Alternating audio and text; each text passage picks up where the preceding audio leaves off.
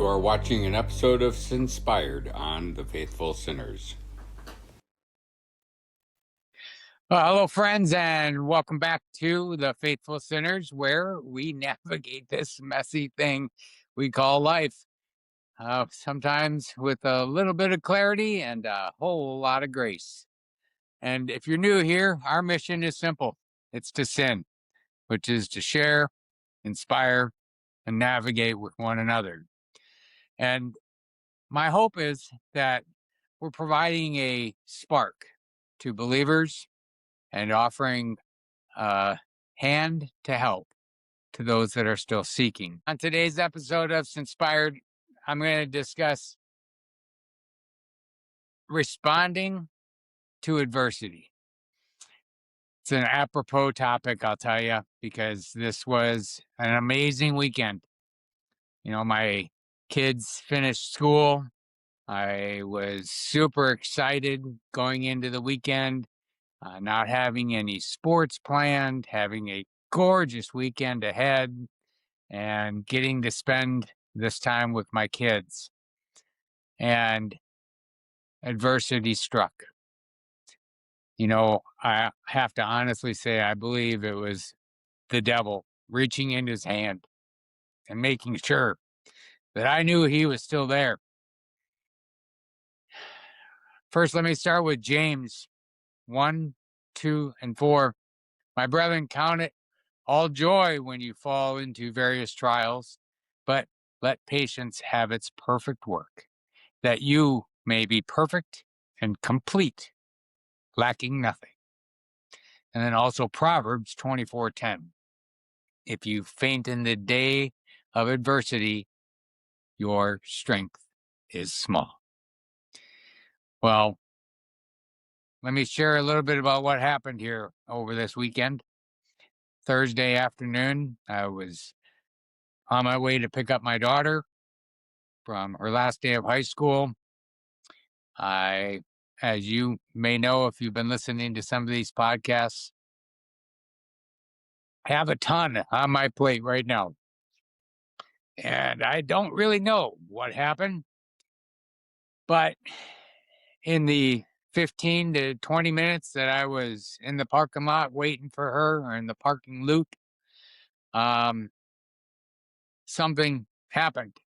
And be it a seizure or I don't know. But my daughter said that she came to the car and I was sitting there with my hands on the wheel and I was profusely sweating and had blood all over the front of me. My eyes were all bulged out.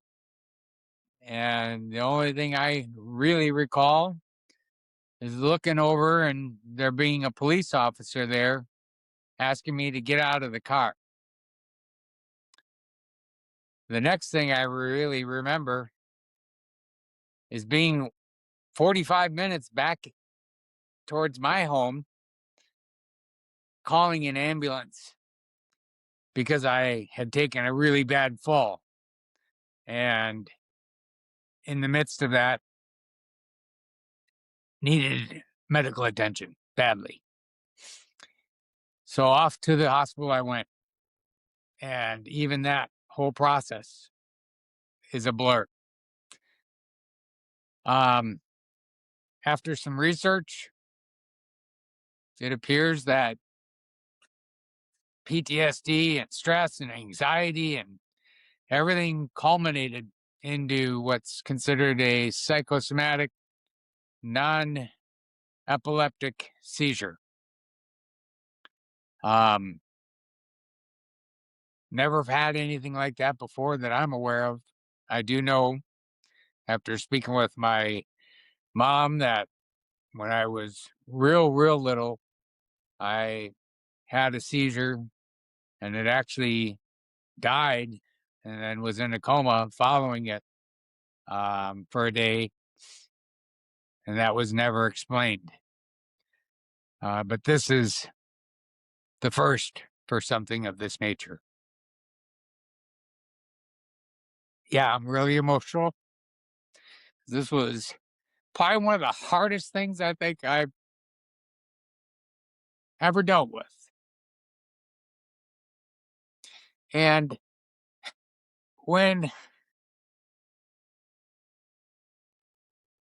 I went back to church today, even though, oh my gosh, it was painful, it was hard. I physically didn't want to do it because it hurt to move. It hurts to move now. But I knew I needed to be there. And if you're not in a church, if you don't have those types of people surrounding you, I encourage it, because the love, the care, the support that has stemmed from that has been amazing. And I'm also going to even give props to my ex, because she stepped up when she didn't have to and helped.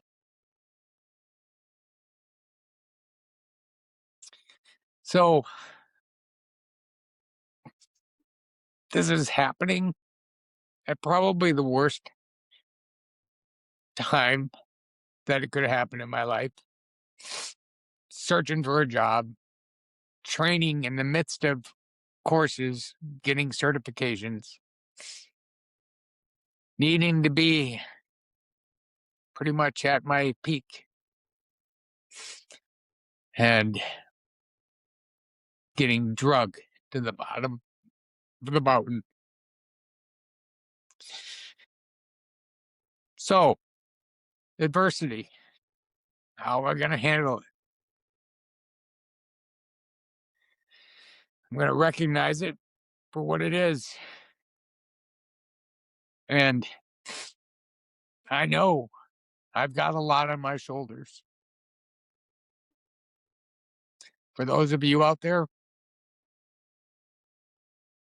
that may have lots of challenges, this is a warning, because I never knew this could happen. But it's definitely given me more appreciation for those around me, giving me a deeper understanding of how the devil's really trying to work his way on me. But he's not going to win, because I'll get knocked down 80 times and I'll get up in the 81st. This was just a very rough, scary, tough situation that's now even left me in a worse physical condition, because this arm is not functional. I don't know what I'm going to do about that yet. I'll learn more about that as I progress through the next week. But I know God has a purpose and a reason for me having this experience. Not one I enjoy. Definitely not one I enjoy. But this happens, I guess, when you've got too much on your shoulders. Your body, your mind can just only handle so much after so long. So I hesitated putting this message out because I knew I was going to have this emotional reaction. Because it's really, really hard, folks. This is not an easy situation to be in. But I will learn from it. I will grow from it. And I will be a better steward for God because of it. And in the midst of all of that, it helped open up my eyes to know that I need to step on the brake a little. I need to not take so much on my shoulders. Give a little bit more in the trust of God. So, my message for you this week, it's twofold. Be mindful of all that you're taking on, because it may be too much. And secondarily, how will you respond in the midst of major tragedy?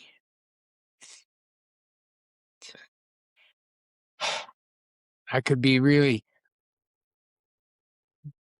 one of those that just give up. I could have done numerous things, but I look ahead, I look up, and I move forward.